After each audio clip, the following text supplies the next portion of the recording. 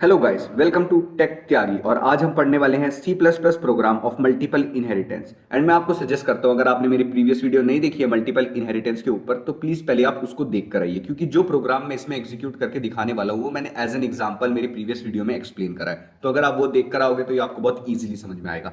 तो गाइस, एक बार रिकॉल कर लेते हैं कि मल्टीपल इनहेरिटेंस क्या होती थी। हमारी मल्टीपल इनहेरिटेंस में दो या दो से ज्यादा बेस क्लास होती थी, और उन बेस क्लास से एक सिंगल डिराइव क्लास हम बनाते थे जो कि इनहेरिट कर पाए उन सारी बेस क्लासेस के फीचर।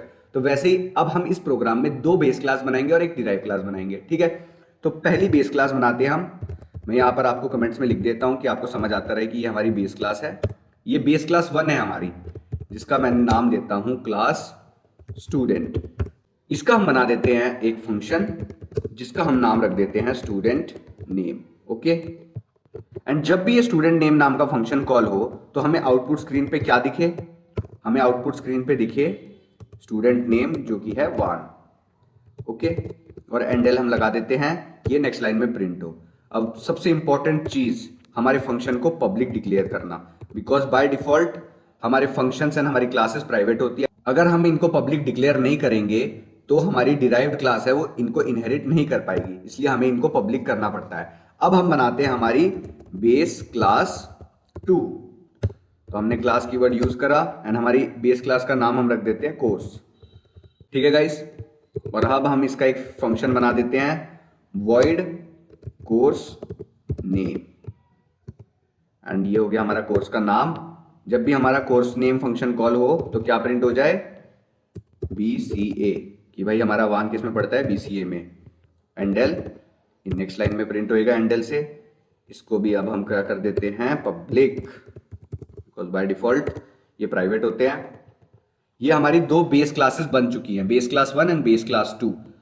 अब हम इनहेरिट करेंगे ये दोनों बेस क्लासेस को हमारी डिराइव क्लास में। Inheriting base class 1 and base class 2 in derived class. ठीक है, तो जो अब हमारे पास हमारी बेस क्लास 1 है स्टूडेंट एंड बेस क्लास 2 है कोर्स, इन दोनों को हम इनहेरिट कर देंगे हमारी डिराइव क्लास में, जिसको हम बनाते हैं क्लास कीवर्ड यूज करा एंड हमने हमारी डिराइव क्लास का नाम रख दिया पोजीशन। तो ये हो गया हमारी डिराइव क्लास का नाम। अब इसमें हम करेंगे हमारी दोनों बेस क्लास को इनहेरिट। कैसे इनहेरिट करते हैं? पहले हमने लगाया पब्लिक, अब पहली क्लास का नाम था हमारा स्टूडेंट, एंड फिर हमने दूसरी क्लास को इनहेरिट किया, लगाया पब्लिक, एंड दूसरी क्लास का नाम था हमारा कोर्स। तो अब हमारी base class 1 student and base class 2 course दोनों इनहेरिट हो चुकी है हमारी डिराइव क्लास पोजीशन में। ठीक है, अब हम डिराइव क्लास का एक फंक्शन बना देते हैं void रैंक नाम का, और जब भी हमारा रैंक नाम का फंक्शन कॉल हो तो आउटपुट स्क्रीन पे क्या प्रिंट हो? आउटपुट स्क्रीन पे प्रिंट हो टॉपर, कि भाई हमारा 1 क्या है? टॉपर है, और ये नेक्स्ट लाइन में प्रिंट हो। तो हम लगा देते हैं एंडल। ठीक है गाइस, तो ये हो गई हमारी अब पहली बेस क्लास, ये हो गई हमारी बेस क्लास 2, एंड ये हो गई हमारी डिराइव क्लास जिसने इनहेरिट कर लिया हमारी बेस क्लास 1 जो कि है स्टूडेंट एंड बेस क्लास 2 जो कि है कोर्स। ठीक है, इनहेरिट करने का मतलब इसने इसके फंक्शंस भी इनहेरिट कर लिए हैं। अब हम बनाते हैं हमारा मेन फंक्शन। अब आप ये सोच रहे होगे कि यहां पर मैंने इंट यूज किया है इस मेन फंक्शन के आगे, और सारे फंक्शंस के आगे मैंने void यूज किया है। ये एक्चुअली में एक रिटर्न टाइप होते हैं। तो void रिटर्न टाइप क्या कहता है? void रिटर्न टाइप कहता है कि ये जो फंक्शन है इसके आगे कोर्स नेम, ये कोई भी वैल्यू रिटर्न नहीं करेगा। ठीक है, और जो इंट रिटर्न टाइप है ये बता रहा है जो इसके आगे फंक्शन है मेन, ये इंट टाइप की वैल्यू रिटर्न करेगा। तो आपको अब समझ में आ गया होगा ये इंट और void क्या है। ठीक है, तो अब हम बना देते हैं ऑब्जेक्ट। अब हम ऑब्जेक्ट किसका बनाएंगे? ऑब्जेक्ट बनाएंगे हम हमारी पोजीशन क्लास का, क्योंकि हमने हमारी base class 1 and base class 2 जो कि कोर्स है वो हमने इनहेरिट कर चुकी है हमारी पोजीशन क्लास में, जो हमारी डिराइव क्लास है। तो अब हमारा जो ऑब्जेक्ट होगा पोजीशन क्लास का, उससे ही हम फंक्शन कॉल कर लेंगे हमारे बेस क्लास स्टूडेंट के एंड बेस क्लास कोर्स के। ठीक है, तो अब हम बनाते हैं ऑब्जेक्ट हमारी डिराइव क्लास का। तो पोजीशन ऑब्जेक्ट ऐसे बनता है, पहले हम लगाते हैं हमारी क्लास का नाम जो कि था पोजीशन, एंड फिर एक ऑब्जेक्ट का नाम दे देते हैं, कोई भी वेरिएबल देते हैं, सपोज p। तो ये हमारा p नाम का ऑब्जेक्ट बन गया डिराइव क्लास का। तो गाइस, अब हम कॉल करेंगे हमारे बेस क्लास 1 का फंक्शन।